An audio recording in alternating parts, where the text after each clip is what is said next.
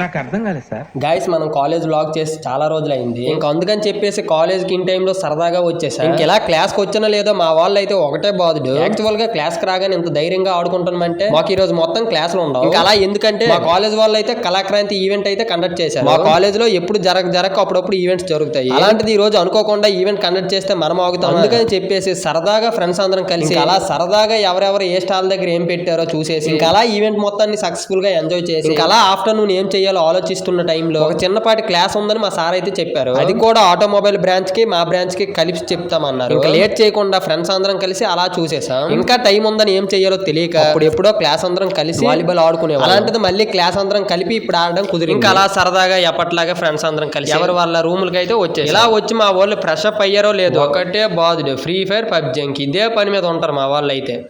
అది ఉంటే చాలరా, ఆ తర్వాత ఏదైనా. నేను ఇంకా మా ఎస్ బ్రో అయితే అలా సరదాగా ఫర్దర్ లో రాబోయే ప్లేస్మెంట్ ఇప్పటి నుంచే లైట్ గా ప్రిపరేషన్ అయితే పెట్టించుతాము.